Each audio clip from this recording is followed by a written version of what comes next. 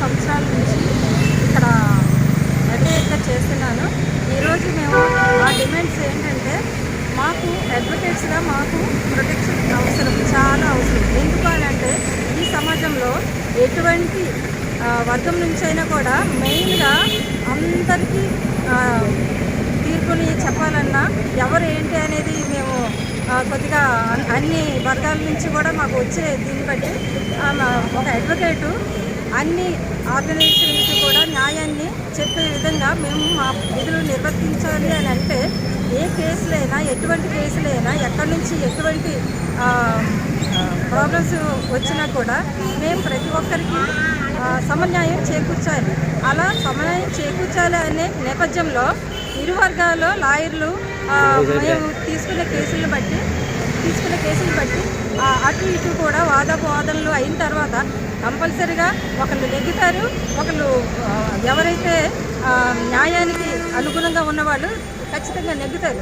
అటువంటి అడ్వకేటు అటువంటి వాళ్ళకి హెల్ప్ చేసి వాళ్ళని నెగ్గించిన నేపథ్యంలో ఒక్కోసారి అపోజిషన్ వాళ్ళకి కొంచెం కొద్దిగా బాధ కలిగి అందులోంచి వాళ్ళు కూడా డిప్రెషన్కి వెళ్ళి ఏదో ఒకటి చేయాలని గ్రడ్జెస్ కూడా పెట్టుకొని అవతల న్యాయవాదుల మీద కొన్ని దాడులు కూడా చేయడం చాలాసార్లు జరిగింది.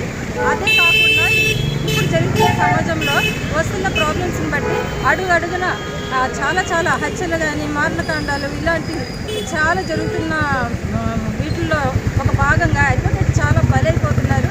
వీరందరికీ సమన్యాయం చేయాలంటే మా అడ్వకేట్స్గా మాకు కూడా ప్రొటెక్షన్ కావాలి.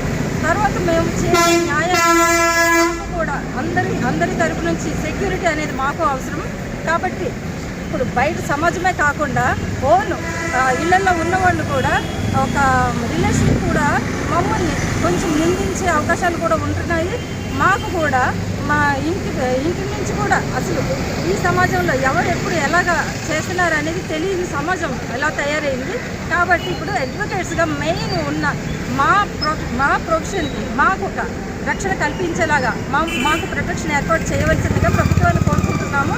మా ధన్యవాదాలు.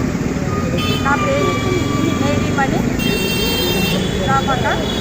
నేను 30 years నుంచి నేను ఇక్కడ విశాఖపట్నం న్యాయస్థానంలో నేను అడ్వకేట్గా ప్రాక్టీస్ చేస్తున్నాను. దయించి మా అడ్వకేట్స్ ప్రొటెక్షన్ యాక్ట్ త్వరలో మాకు కల్పించాలని విన్నవించుకుంటున్నాను.